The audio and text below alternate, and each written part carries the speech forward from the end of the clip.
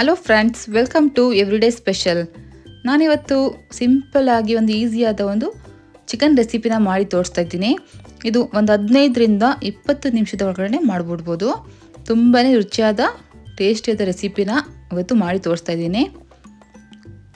ತುಂಬಾ ಬೇಗನೆ ಆಗಿಬಿಡುತ್ತೆ ಫ್ರೆಂಡ್ಸ್. ಇದು ನೀವು ಖಂಡಿತ ಮನೇಲಿ ಟ್ರೈ ಮಾಡಲೇಬೇಕು. ಯಾವ ರೀತಿಯಾಗಿ ಮಾಡೋದು ಅಂತ ತೋರಿಸ್ತೇನೆ ನೋಡಿ. ಇಲ್ಲಿ ಒಂದು ಪಾತ್ರೆಗೆ 1 ಟೇಬಲ್ ಸ್ಪೂನಷ್ಟು ಎಣ್ಣೆನ ಹಾಕ್ಕೊಳ್ತೇನೆ. 1 ಟೇಬಲ್ ಸ್ಪೂನಷ್ಟು ಬಿಳಿ ಎಳ್ಳನ್ನ ಹಾಕ್ಕೊಳ್ತೇನೆ.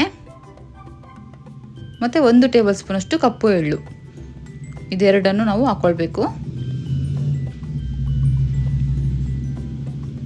ಮತ್ತು ಒಂದು 6ರಿಂದ 7 ಹಸಿಮೆಣಸಿನ್ಕಾಯಿನ ಸಣ್ಣ ಕಟ್ ಮಾಡ್ಕೊಂಡಿದ್ದೆ, ಅದನ್ನು ಕೂಡ ಹಾಕ್ಕೊಳ್ತೇನೆ. ಖಾರ ಜಾಸ್ತಿ ಬೇಕಂದರೆ ನೀವು ಜಾಸ್ತಿನೇ ಹಸಿಮೆಣಸಿನ್ಕಾಯಿನ ಹಾಕ್ಕೊಳ್ಬೋದು.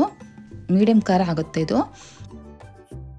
ಮತ್ತು ಒಂದು ಉಂಡೆ ಬೆಳ್ಳುಳ್ಳಿನ ಸಿಪ್ಪೆ ಎಲ್ಲ ತೆಗೆದುಬಿಟ್ಟು ಸಣ್ಣ ಕಟ್ ಮಾಡ್ಕೊಂಡಿದ್ದೆ, ಅದನ್ನು ಕೂಡ ಹಾಕ್ಕೊಳ್ತೇನೆ.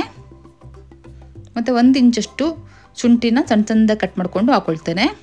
ಇಷ್ಟನ್ನು 1 ನಿಮಿಷ ಫ್ರೈ ಮಾಡ್ಕೊಳ್ಳಿ. 1 ಈರುಳ್ಳಿನ ಹೀಗೆ ಸಣ್ಣ ಕಟ್ ಮಾಡಿಕೊಂಡು ಹಾಕ್ಕೊಳ್ಳುವ.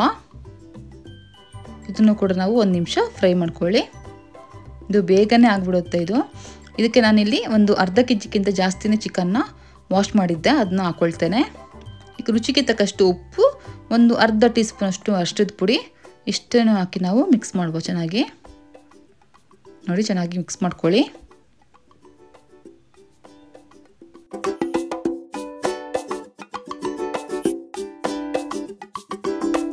ಲಿಡ್ನ ಕ್ಲೋಸ್ ಮಾಡಿ ಚೆನ್ನಾಗಿ ಒಂದು 10 ನಿಮಿಷ ಬೇಯಲಿಕ್ಕೆ ಬಿಡುವ. ನೋಡಿ, ಇದು 10 ನಿಮಿಷ ಆಗಿದೆ. ಚಿಕನ್ ಏನಿದೆ ಚೆನ್ನಾಗಿ ಬೆಂದಿರುತ್ತೆ ನೋಡಿ. ಚಿಕನ್ ಒಂದು 10 ನಿಮಿಷ ಚಿಕನ್ ಚೆನ್ನಾಗಿ ಬೆಂದಿದೆ ಇದು.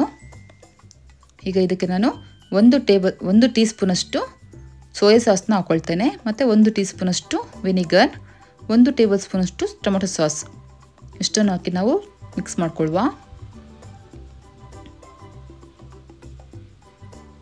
ನೋಡಿ, ಎಷ್ಟು ಬೇಗ ಆಗುತ್ತೆ ಗೊತ್ತಾ ಫ್ರೆಂಡ್ಸ್. ಇದು ಮನೇಲಿ ಒಮ್ಮೆ ಟ್ರೈ ಮಾಡಿ ನೋಡಿ. ತುಂಬಾ ರುಚಿ ಕೂಡ ಅಷ್ಟೇ ಇರುತ್ತೆ. ಇದಕ್ಕೆ ನಾನಿಲ್ಲೀಗ 1 ಟೀ ಸ್ಪೂನಷ್ಟು ಖಾರದ ಪುಡಿನ ಹಾಕ್ಕೊಳ್ತೇನೆ. ಮತ್ತು ಒಂದು ಅರ್ಧ ಟೀ ಸ್ಪೂನಷ್ಟು ಕಾಳು ಮೆಣಸನ್ನ ಸ್ವಲ್ಪ ಕ್ರಷ್ ಮಾಡಿ ಹಾಕ್ಕೊಳ್ತೇನೆ. ಸ್ವಲ್ಪ ಜಜ್ಜಿಬಿಟ್ಟು ಹಾಕ್ಕೊಳ್ತಾ ಇರುತ್ತೆ ನಾನು ಕಾಳು ಮೆಣಸು ಪೌಡ್ರ್ ಇದ್ದರೆ ಕೂಡ ನೀವು ಹಾಕ್ಕೊಳ್ಬೋದು. ಕೊತ್ತಂಬರಿ ಸೊಪ್ಪನ್ನ ಕೂಡ ಹಾಕ್ಕೊಳ್ತೇನೆ. ಹಾಕಿ ಒಂದ್ಸರಿ ಮಿಕ್ಸ್ ಮಾಡ್ಕೊಳ್ಳಿ. ನೋಡಿ, ಇಷ್ಟೇ ಆಗೋಯ್ತು.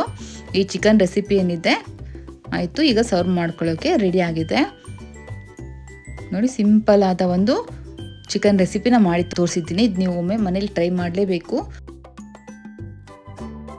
ತುಂಬಾ ಈಸಿಯಾದ ಟೇಸ್ಟಿಯಾದ ಒಂದು ಚಿಕನ್ ರೆಸಿಪಿ ನೋಡಿದ್ದೀರಾ, ಮಾಡಿ ತೋರಿಸಿದ್ದೀನಿ. ಒಮ್ಮೆ ನೀವು ಮನೇಲಿ ಟ್ರೈ ಮಾಡಲೇಬೇಕು ಫ್ರೆಂಡ್ಸ್. ಯಾವ ರೀತಿಯಾಗಿ ಬಂತು ಅಂತ ಕಮೆಂಟ್ ಮಾಡಿ. ಈ ರೆಸಿಪಿ ನಿಮಗೆ ಇಷ್ಟ ಆಗಿದ್ದರೆ ಒಂದು ಲೈಕ್, ಶೇರ್ ಮತ್ತು ಒಂದು ಸಬ್ಸ್ಕ್ರೈಬ್ ಮಾಡೋದನ್ನ ಮರಿಬೇಡಿ. Thank you.